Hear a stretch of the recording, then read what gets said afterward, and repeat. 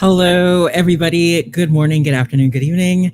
Welcome to this is day two of Big Bad Online. I think, because to me this is still day one. It's 10 p.m. over here. I started a panel earlier and ending the day with the panel, so that's pretty cool. Hi, my name is Ray. I'm with Josh. We'll do introductions for a bit. Thank you so much, guys, for hanging out with us while we talk about horror RPGs and if they can really deliver on fear. I admit I put in a clickbaity title, but this is really more of an open discussion, which we'll get into in a bit. But let's briefly do introductions. Hi, my name is Ray. My pronouns are he and they. I am a game designer, and I think I've had some games that like to delve into the horror space in one way or another. It's a topic that I enjoy. I When I run games, I tend to delve into horror and body horror without thinking about it. It's just a natural part of me. So there's that. I'm probably best known for games like Apocalypse Keys. I think pretty much like fits into that vibe, right? Yeah. And Josh, why didn't you tell us about yourself? Yeah. Hello. I'm Josh. I use he, him pronouns. I too am a tabletop role playing game designer. I like making tabletop role playing games and related things. I also love horror, even though some of my opinions on tabletop horror, I don't know, will they be divisive? We'll see. But I love making horror tabletop games. I have made multiple over the years. It's kind of a genre I keep finding myself falling back into. It is also just one of my favorite types of media: movies, books, video games. I like horror stuff, right? Yeah, I was gonna say is this the first time you're using the word horror? Because most of the time you say that you write spooky things. I feel like you try to sidestep the word Is horror on right. purpose. Maybe that's a subconscious thing because I Yeah. like. I mean, we'll be getting into it, right? Right. The Right. our differing ideas, but I mean, I would say when some people look at my stuff, it's very easy to go, oh, that's horror, right? It falls within Right. the wide genre that it is, with all the various subgenres and Mhm. styles and Mhm. things, right? Yeah. Ooh. Okay. I feel we're already off to an interesting start. I'm already surprised, and I'm surprised. I'm surprised because this is a topic that Josh and I get into every so often, and we never agree ever on it. Um, so basically, what we want to talk about today is the horror. I think it's easy to say genre, but genre is a difficult concept. But yeah, definitely the idea of horror in TTRPGs and if the two can really work well together, right? I am of the opinion that there is a lot of potential. There's a lot of good stuff out there already. But before we I don't want to like put Josh on the spot in That'll come in later. terms of but Josh, I think it's fair to say you're at least on the opposite ish side of my perspective, right? Yeah, right. At least in this one particular point that we're going to be discussing. I apologize for putting the Midwestern on the spot, having to No, force him to disagree with me. right. Terrible. I mean, I Yeah, think I'm gonna. Yeah. in Mhm. general, there's like no one singular right answer to this, as I Right. feel like we're going to be Of discussing. But course. anyway, Of course. please It's a continue. nuanced. It's a nuanced discussion. No, I was just gonna say, in terms of the discussion, I guarantee Josh and I will be polite about it. He is from the Midwest. I am from the Philippines. It's just bound to happen. This is really just a discussion. Clickbaity title aside. Okay, so and if people have questions, those who are watching the stream, we'd be happy to answer them. Maybe as they come up, maybe towards the end of the stream, we'll see. We'll play it by ear. But yeah, so why do we kick things off? I think just to get into onto the same page, basically. So Josh, what are some of your favorite horror things, right? Because you said you like horror, you love horror, and you're drawn to it. So, I what do. is it specifically from that space that you like? Um, it's such a good question about what specifically within horror I like, and I don't know if there's a singular good answer because I think it is such a large space, right? I mean, thinking of like some of my favorite horror movies, I think one of my favorites is It Follows. I think the vibes are impeccable. I love the music. I love the imagery. It has a delightful scare in particular that just kind of like elicited a climb out of your chair kind of reaction the first time I saw it, which is, for those who have seen it, it's the part in the house where one character is standing in a door frame and then the monster just kind of looms up behind as this big tall dude and just kind of moves past. And I don't know about what about it specifically, but it was just like kind of reaction, right? But then kind of opposite of It Follows, there's something like Event Horizon, which I love that movie. And it's That's one of my faves. Yeah. so different than It Follows, right? Even though they are both horror movies. So I don't know if I can pinpoint a singular thing about horror I like. I think the one thing at least horror movies tend to share for me is like the physical reaction, like the physiological fear. You're getting scared, and there's something fun and thrilling about that. You know, like people do go on roller coasters, or you like eating spicy food. Some people like watching horror movies, right? But I think a big part of it, at least for me, is the atmosphere that a horror piece of media creates, right? So another one might be like in video games, Dead Space. I love that game. I think the atmosphere is great. Books, one of the first horror books I remember reading was The Whistle, the Grave, and the Ghost. I was in like middle school or something. And again, something about the atmosphere created just stuck with me, right? And I'm very easy to scare, I think, when it comes to movies and stuff. It doesn't take a lot, right? So just to keep that in mind. But yeah, I don't know, atmosphere, that's my answer, final answer.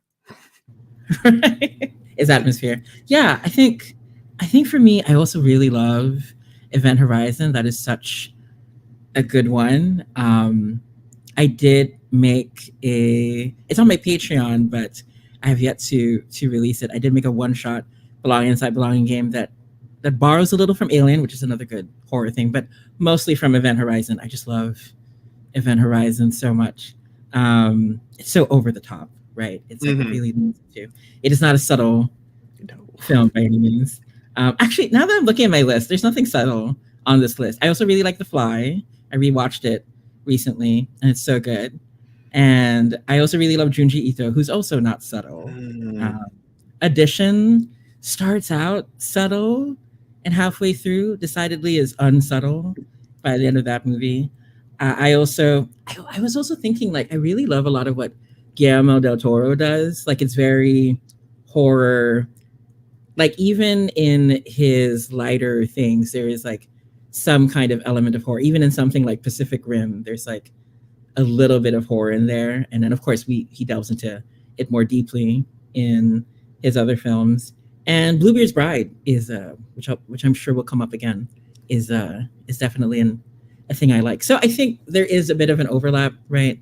We both do like the atmosphere of things, and there is like a tension that's required, right, in some of the things that we like. Do you feel that's fair to say? Yeah, right. I think in a lot of horror media that is trying to scare you, there are specific techniques that can be used, you know, like the building of tension, the jump scare, the music, the sound design, the visual, right? So all of that coming together to sort of create that atmosphere, right? I think is a probably shared broadly across a lot of different horror and horror related things, would be my Right. hypothesis. Yeah. Ooh, we're getting very. Yeah. No, I agree. Because even just talking about horror is difficult because there's a tendency to break it down into several subgenres, which is true of any genre, really. But I think more so in terms of how people talk about horror, there are so many different aspects of it, right? So when we think about our, like, how we would define or talk about our experience with fear and horror, right? Like, I think especially in terms of horror as it is, and then leap into the TTRPG space, right? Like, what what's your, because you've already talked about the atmosphere, you talked about how you scare easily, generally. Do you feel that's true in TTRPGs? So this is where it all comes out. So I think this whole conversation that we've had multiple times stems from this the one thing, the thought that I had to myself one day was, I've never been scared playing a horror tabletop role playing game, right? And that's also why I wanted to say I scare pretty easily, right? It's one of those things like I'll watch a scary movie and enjoy it and be scared in the moment, and then that night be laying down in my bed and be like, ghosts are real and they're in my room and they're gonna kill me, right? And imagination runs wild, right? And that's with books, that's with movies, that's with horror video games. I have not had that physiological fear response, right? Heart pounding, pulse pounding reaction when playing horror tabletop role playing games, which maybe that's why I call the stuff that I make spooky, because it is about the atmosphere, but is it horror if you're also not getting scared? Maybe, maybe not. I don't know.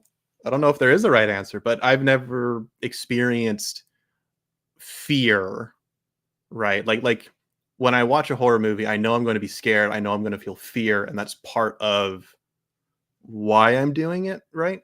But I've never had that same feeling when playing a tabletop role playing game. Yeah. So, right. So this is where it usually goes, because then I will think of times and experiences playing, running, usually running, right? And so I think perhaps this is the crux of it as we get into it. I've run Bluebeard's Bride is one of the RPGs that I've run like the most number of times. I think I've run that game by now. It's probably 30 something times. I think I really enjoy Bluebeard's Bride. And people who know me as a GM are surprised with how differently I run Bluebeard's Bride. It is, I think, in order to create that atmosphere, that sense of fear, is it requires like the tension to like really mount, right? And it requires like a lot of focus. And what's really cool about Bluebeard's Bride is that there's a specific, so many people have talked about this move for good reason, but there's a move in the game called Shiver from Fear, where it is both safety tool and a way to gauge if the horror is working in the game, because it asks if the player is shivering from fear, not necessarily the facet of the bride that you're playing. So for people who haven't heard of Bluebeard's Bride, the RPG, it's basically a game where all the characters are playing the same person, the bride, right? And they're playing different facets of her. So they're playing the mother, they're playing the virgin, they're playing the fatale, all these different aspects of the psyche. And I think that's also what leads into the horror aspect of Bluebeard's Bride, because you are stuck in one body and you don't agree with each other necessarily. The game builds up tension between the different facets in the beginning through the bond section. So you're stuck in a body, and you don't necessarily, and you're forced to go through this house. So the game places a lot of interesting, fascinating structures that limit you and put you through this tunnel of this horror house experience. And so I've seen people jump out of their skin while I'm running the game. I've had people tell me when they went home they had to cover their bathroom mirrors with towels and they couldn't sleep all night, so on and so forth. So everything that you're describing. But the thing is, I know that a lot of it is the game. I know Bluebeard's Bride delivers on it, but I know a lot of it was also I had to build up to that level as a GM while running the game, because the first few times I ran Bluebeard's Bride, it was still pretty scary, but I don't think it delivered on that particular thing. So actually, like a good question that we just got is, so I think this is pointed at Josh. You haven't been scared, but have you been horrified? Positive parenthesis. I love that. It sounds like, Yeah, and have you been horrified? Complimentary. I think that's such an interesting question because it also gets into what Mhm. does horrified mean? And the answer is yes, if we're thinking of the same horrified. So part of why I love tabletop role playing games and why I enjoy playing them specifically is the social element, right? It is an opportunity, structured opportunity to hang out with people that I enjoy hanging out with and playing a fun game. right? So multiple times where I've been in Trophy Dark games, which is one of my favorite horror related tabletop games. The like horror related, Glee. not horror RPGs. Well, again, I've I, never been scared playing Trophy. I'm teasing. I'm teasing. I'm teasing. It's a great game. I love it. I've made Trophy incursions and stuff. But anyway, there have been moments of like Glee, I suppose, or like, ooh, this is so horrible what's happening to my character. I want to dig into it, right? You're buying it. And I think in Trophy Dark specifically, because it is this play to lose mindset, the more openly and willingly you buy into my character's probably not going to make it to the end, may as well have some fun. I'm here for a fun time, not a long time mindset, at least for me. That's when I get the most out of that game. And so this was specifically the was it Warm and Pleasant Hum incursion, right? Ooh, Was it ooh. Michael That was Van like Fleet, lovely. I think. Great, Yeah, great yeah. incursion, great incursions about bees and horrible bee related things. And I was playing this character, and I'm not going to get into all the details, but just the sheer horrific, gross, horrible things that I put this character through, because to me that was engaging with the game and it was fun. And I was like, I want to see what happens when I have my character crawl inside the deer carcass or whatever, and see what the GM is going to do next, right? So I guess yes, I've been horrified, but it's also been a very like purposeful something. I'm seeking out this moment to put my character into a horrific position because that is what the game is about, and I'm engaging with the game on its own terms, right? So it's not a scary moment because I'm fully aware of what is happening and there's a choice in it. And I think with fear, in horror, I think there is not necessarily a choice. I mean, there's, you can walk out of the movie theater, right? If you're right, or you can turn off the game, or you can close the book, and that's a choice. But I think in other horror medium that I don't know if to the extent is the same in tabletop, there's a level of inescapability about it, right? Where you're much more passive in your experience compared to tabletop, like in Trophy Dark, what I was describing. I am the one initiating crawling into the deer carcass, right? I am the one initiating the choice, purposefully knowing that it's going to turn my character into a horrible bee larva grub monster, right? Whereas when I'm watching It Follows and the spooky monsters there in the door frame, it's like I didn't make that choice. It is happening, and I can't escape that aside from completely disengaging. Yeah. Okay. So, I feel like because there is so much to horror that is within that space of fear, that is within that space of tension, and I feel like RPGs can lean into several of those other elements. I think RPGs are very good at delivering a sense of being haunted, which to me is a very cool part of horror. And which brings us to, so we've got some excellent questions here.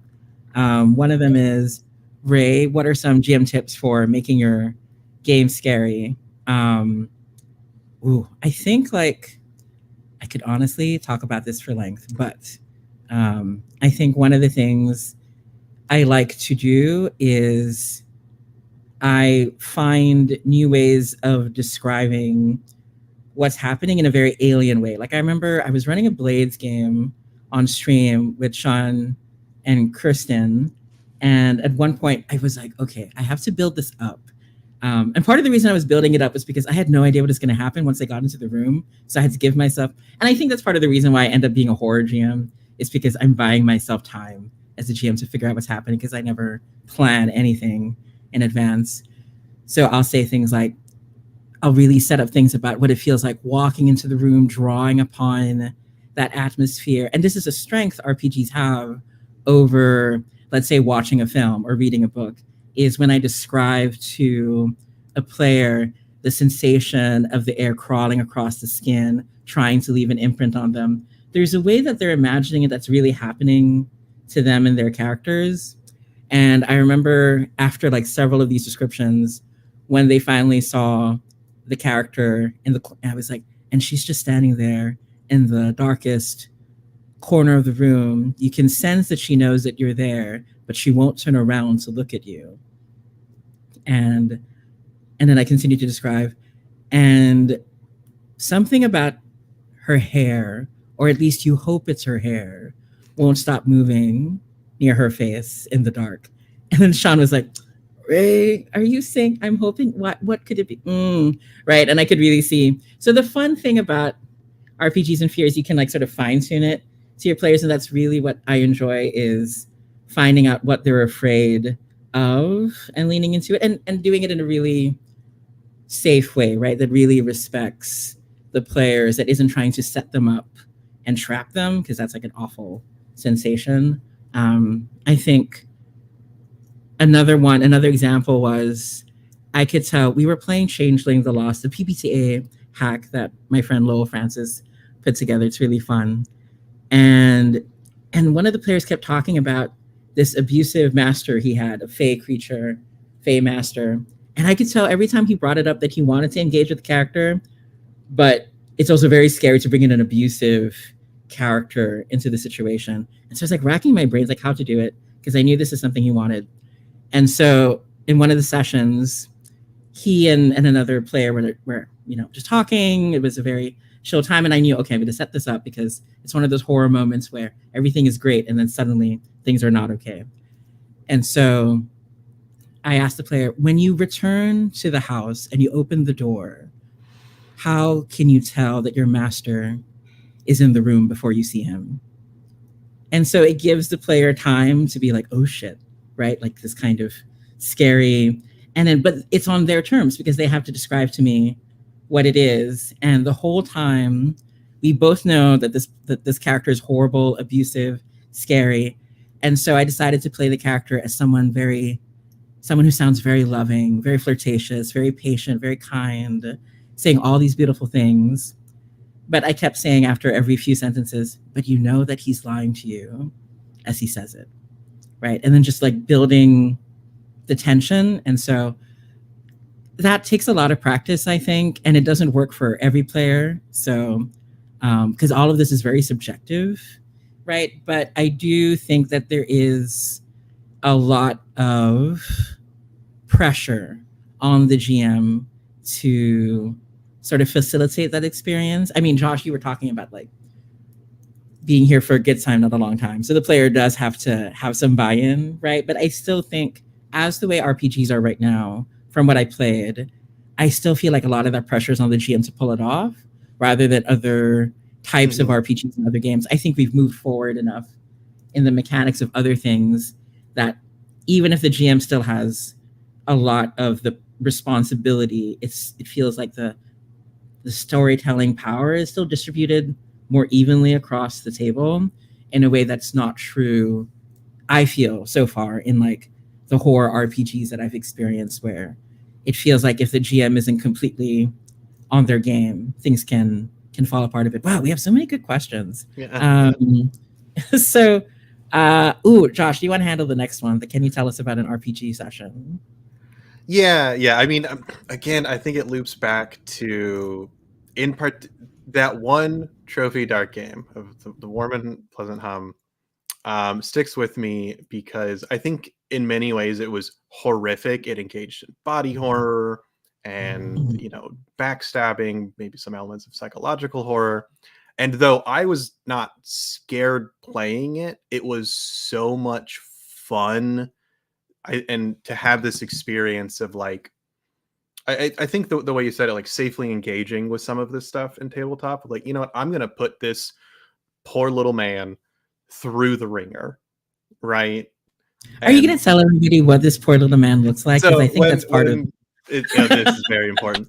When the GM, they asked, describe your character. I don't even remember what background and options I was playing as, but I was like, okay, imagine Timothy Chalamet, but just so dirty, so grimy. But still Timothy Chalamet. I feel like that's part of it. That delivers the atmosphere. Yeah. Right. That was the character. So then here I am putting poor little Timothy Chalamet just through the ringer of being like, yes, the bees are after us. I'm going to crawl on that deer carcass to conceal my scent. Jim was like, okay, take 1 ruin because you're crawling in a deer carcass. I'm like, great, I'll do that.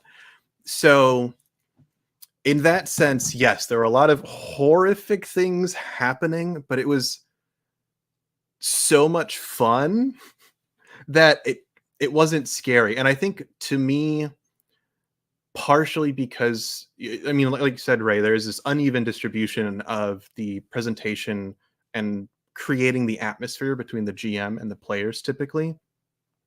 But there is still some element that has to consciously or subconsciously happen in the mind of the player.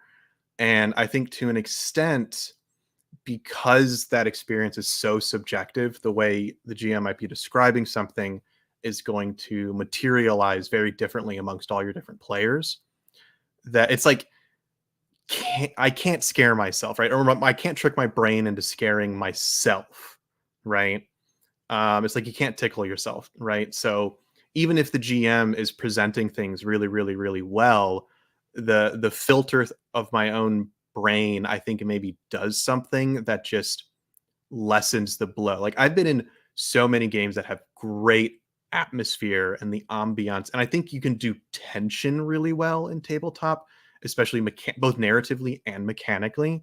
But it just comes down to that, like, fear response, like the little physiological reaction, at least for me, that a tabletop game hasn't done it yet, right? I put yet in there because maybe it will. Maybe it will. I don't know. But up to this point. Right. Yeah. Another good question we have is, what makes the mechanics scary for the player versus scary for the character in game? And I think this is in reference to the Bluebeard's Bride shiver from fear move. And so I don't know for sure. I'm just guessing here, right?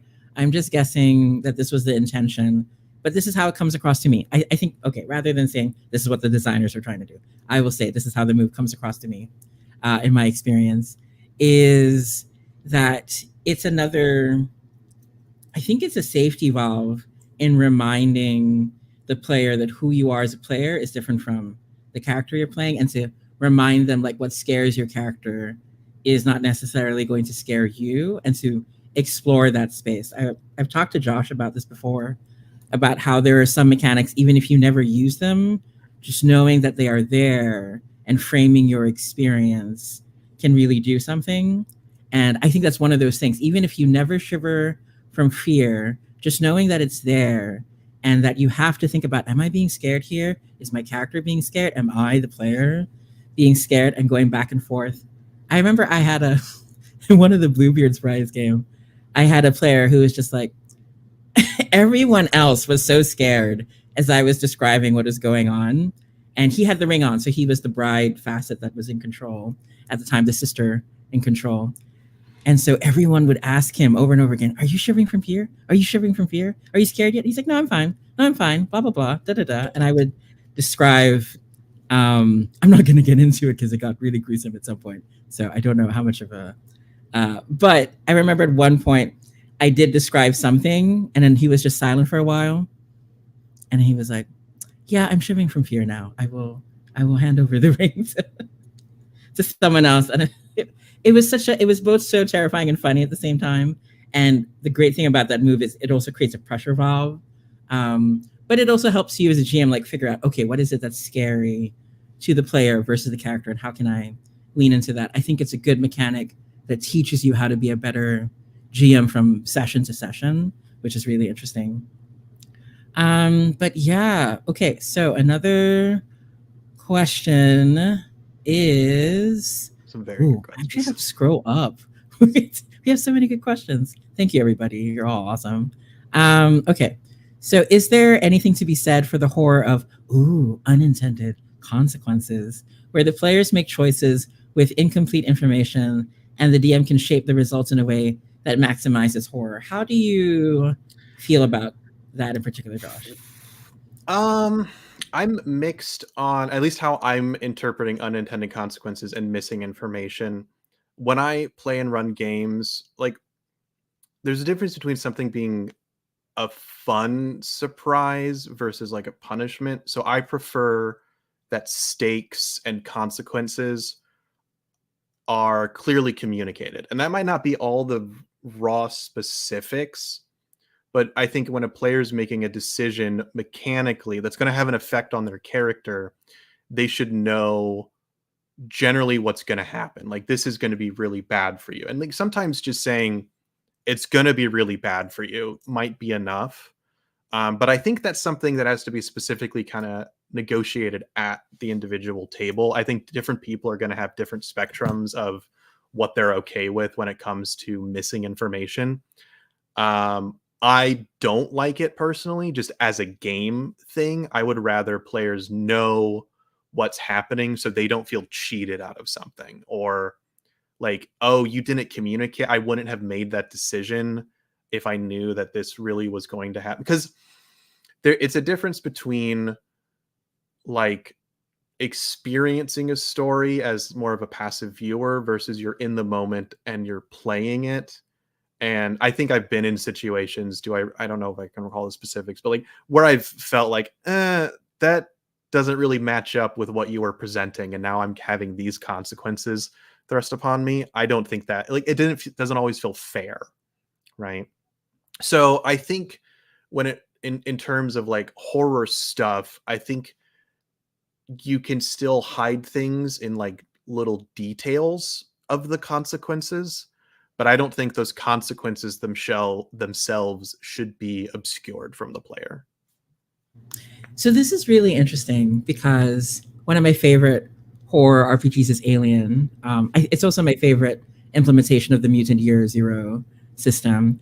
And so I've also played it several times. And if you play the cinematic version, every character has like a secret motive, right? And plus, our GM was really cool. He like guaranteed there was at least one like bad person with a bad motive, but you didn't know who it was. And sometimes it could be more than one, right? You could all be terrible and not know it. And so the first time I played it, but every time I play these betrayal games, I always pick like the horrible one anyway. So I had the horrible. Mine was so bad because mine was like, you are here to make sure everyone dies, right? And you escape with the alien stuff, but everybody has to die. And I was like, how am I gonna do this, right? And it also specified get them to trust you was also part of it, like something about get close to one of them. And oh man, so when we played it, it was so powerful because there was this sense of you don't know who you can trust, but there was a sense of permission, right? Everybody understood those were the stakes going in. That at least one of you could betray each other, and so there was a sense of permission there.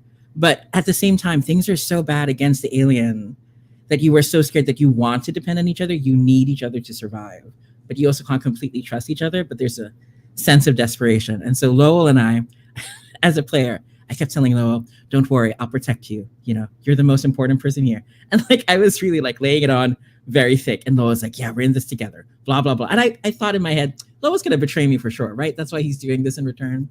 Turned out, no, he had a very good motive. He was there to protect everybody. And it was so funny because as things worked out, I would like just be, don't worry, I'll do it. I'll protect everybody. Da, da, da, da. But the GM knew what my motive was. And he would help me get away with like, I could send him messages. And I was like, can we please set it up so this person dies behind me as I'm running through? And he's like, okay. Right. So and so when I got to the ship and Loa's character is like, go on, I'll hold back the alien. You're the most important person because you're the pilot. And then the GM described Lowell being torn apart by the alien and dying.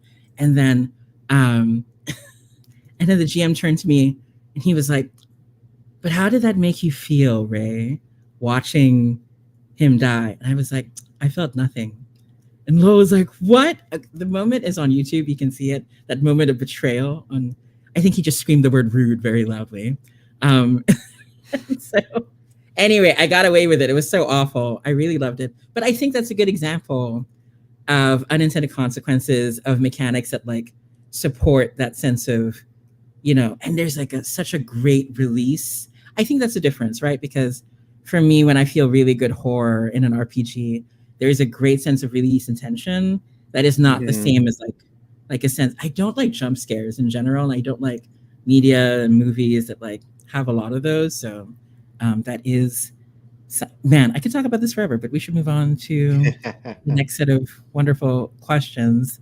Um, let's see. So, are there any specific mechanics you've seen written into games that help build fear slash horror for both the players and GMs? Like, what's a good I mean, that that's a builds that really good tension? Yeah.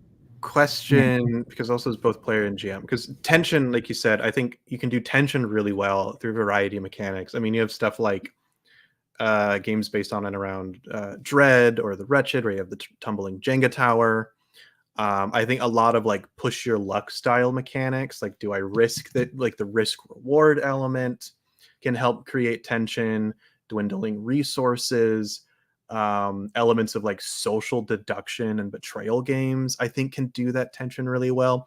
Like in the alien example, everybody knows part of the buy-in is that someone might betray us, right? And that in itself can create tension. But again, part of the buy-in. So I think there's a whole host of mechanics for the player.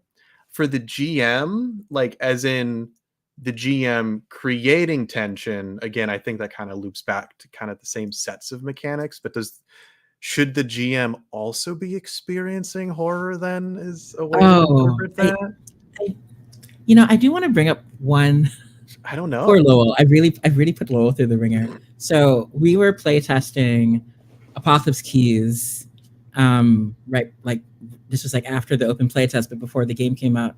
I was playtesting the Hungry playbook, and I noticed every time I tell Lowell, okay, I wanna do something, he would look more and more scared each time because he was like, what is this playbook going to do? What is this character going to do? Like there was something about the playbook because that the Hungry compared to the other playbooks is really the most monstrous one, and it was so interesting because I heard that from several other people afterwards that the GMs, the keepers who run Apocalypse Keys, they're like, I'm most afraid of the Hungry. Every time someone chooses the Hungry, I know it's going to be an intense time because the keeper has to provide people to feed on, and the Hungry is like, so they can barely, all the monsters can barely control themselves in that game, but the Hungry is like, it's just a terrible, terrible monster in comparison. They're such a disaster gay. They are just horrible for everybody around them. Um, and so, but Loa was really, so it was really cool because I noticed every time I'd say something, Loa would have to be like, okay, okay, okay, we can do this. So we'd go through the move together. And I remember one of the moves that really got to Lowell was I'm just gonna indulge a bit and look for that move, but it's called the purity of my reflection. So when you share an intimate moment with your reflection, describe how their body has changed to show what you hide from all others. The keeper will describe why they still love you. And I still remember Lowell's face being like, I have to describe this wretched creature who's bound to you and why they still love you. And Lowell had a great answer, though. Lowell was like fantastic. He was like, because I was playing Dorian Gray basically, and it was poor Basil who was my reflection stuck in the basement of Division. Um, and Lowell's answer was because he's been alive for so long, he stopped feeling anything. So every time you are wounded and it's transferred to his body, that's the only time he can feel anything again. And I could tell as Lowell was saying it, he was really enjoying himself, and he was also really scared at the same time. And I was like, wow, this is like a great, a great sensation. But yeah, that's my answer to that question. Okay, I'm aware of the time. I'd love to try to, though of course we're happy to talk on the Discord after this, but I'd love to try to get through some of these too. So any tips on taking some pressure? Ooh, this is good.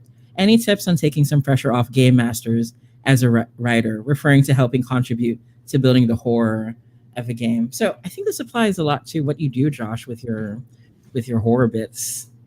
Yeah. So again, to me, the atmosphere of horror is so important. So one of my recent-ish things is a dungeon crawl, if you will, for the game Liminal Horror, called Layers of Unreality, and it's really just a book of random tables, all inspired kind of like by like the Backrooms creepypasta, right?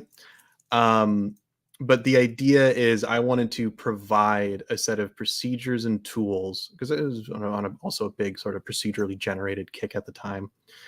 But these sets of tools that the GM can lean on when they don't have the moment to think of something, right? Because I think the GM so frequently when running a game, you are on your toes the whole time, that the more you can offload to the actual game itself in, let's say, creating the atmosphere or helping you come up with descriptions or locations or like the sensory descriptions and feelings of things.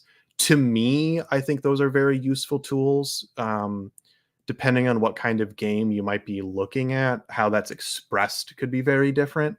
Because in this case, it's kind of like it was, random tables, right? It's a kind of NSRE style, but maybe that goes into the descriptions of moves in a Powered by the Apocalypse game, or different abilities in Forged in the Dark, or something like that. So I think the more you can give the GM something either to just say, right? They can just be like, oh, this is a cool description, I'm just going to read it aloud. Or they can look at something, go, ooh, that's really interesting and inspiring, and now I have something I can say, right? Because the players are always going to be asking questions that the game and the writer and designer cannot account for, and also that the GM cannot account for, right? And that's part of the fun of, in this collaborative creative space. So I just think the more tools you can give them that they can lean on to create these moments, to me is very useful. Yeah, I also feel like you're selling yourself a little short, because reading Layers of Unreality is a really unsettling experience because of the way you use evocative language and the way that each of these tables have options that like sort of open the mind to horrible possibilities. And I think that's a very important aspect of that kind of design, because it really helps both the GM and the player, right? But definitely helps the GM like to spark those ideas. And right. So I just want to say, so the next question actually I feel really applies here, because it's a question I have for you too, Josh, which is, does horror have to be scary? Is that a requirement of the genre? I've been thinking about that question since it came in. So I think my charitable Midwestern answer, I'm going to give it kind of two answers, right? So I think one, maybe like the proper answer is like, not necessarily, maybe, because I think horror is incredibly subjective in how it's experienced and what people look for. And because it's such a diverse field, right? Often calling it a genre feels almost a little reductive. This comes because there are so many ways to experience it, right? Not only is it movies or books or video games or tabletop role-playing games, you could go to a haunted house, right? The physical, like, I don't know, live action type things, right? So there's so many ways to experience horror, that I don't know if there is one singular answer. To me, and maybe this is why I call my stuff more like spooky or atmospheric than full on horror, I like to be scared in horror. To me, that speaks to horror. One of its unique characteristics is this idea that you might walk out scared. So to me, I think it's very, very important. Does every horror movie scare me? Not necessarily. Does it make it less of a horror movie? Not necessarily, right? I think there's a lot of horror inspired and horrific and spooky things, and it's all kind of melded together. But I guess I like to be scared. So that's going to be my answer. I like to be scared. Yeah. My answer is no, I don't think so, because I think horror is so expansive and so interesting. And horror is most interesting to me beyond just scaring me in the moment, right? Like, I thought of like, so I pulled up I remember Gail Del Toro in one of his interviews said something really cool. I had to write it down. And so part of the quote is, I believe there's a simple rule that I found to be truth after 58 years in this world, is that hatred and fear are mirrors and love is windows. Every time you hate somebody, it's a mirror for them. Every time you fear somebody, it's a mirror, right? And he goes on to say more. And I think really good horror is mirrors, right? Is really mirroring an aspect of yourself, of the character, of the game, and that's like the real power of horror to me. So it doesn't matter if I'm like super scared in the moment, but if I'm experiencing horror, that's what's important to me, right? So yeah, but I think we have time for a few more. Yeah, I think we have a time for we got 5 this other one. minutes. So okay, probably. Oh yeah, I think the. Oh, I want to try. Okay, so for a long running game, how might you be able to manage horror over multiple sessions? How do you avoid the scares getting samey and keep the horror fresh each time? For me personally, as a GM, I make sure to consume a lot of horror, but also pay attention to what scares your players, right? Like if you fine tune those things, like I love playing with Sherry, and what scares her is the NPCs, the characters she loves, getting into trouble and suffering while she can't do anything about it. And so I lean I lean into that. And but each person has their own sense of fears, and if they trust you as a GM, they will trust that you're there to incite fear and tension, not to so that they can enjoy it, right? And I think another important element is to ask questions as a GM. Like I'll often say, when the monster rips off its face and reveals something underneath a new set of eyes, who is it that you recognize that you're horrified to see? And then so the player will give you the answer, and you can build on that and keep on going in that direction, right? So the more questions you ask, the easier it will be to gauge that in the future. Yeah. Okay. So I'm going to do the responsible thing. We will address this other question in the Discord about GMless games because that's a really long answer. So we should do it in the Discord. But I think we should do the responsible thing and start signing off. So, Josh, what is one last thing you want to say about horror and TTRPGs? Because I feel like I have not been able to convince you. Yeah, I mean, I think end of the day, there's no one right way to do it. Again, I think horror is so subjective. I think everybody's going to respond to it differently, and everybody's looking for something different, right? So, like I said, I like to be scared in my horror related stuff. I also like weird, spooky, atmospheric stuff, and that's probably still horror, right? Even if I'm not getting scared, so I just have fun with it, right? Right?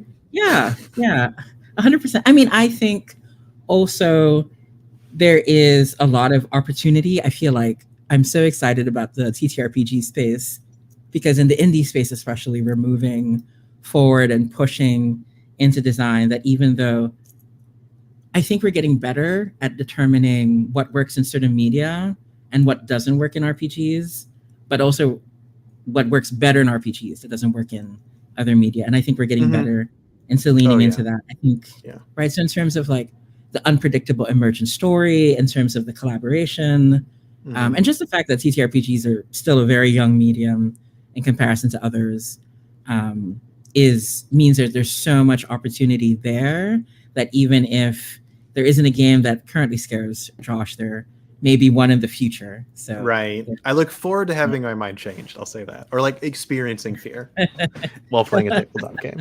But yeah, so let's sign off in terms of like where you can find us. Josh, where can people find you online if they want to look up your spooky stuff?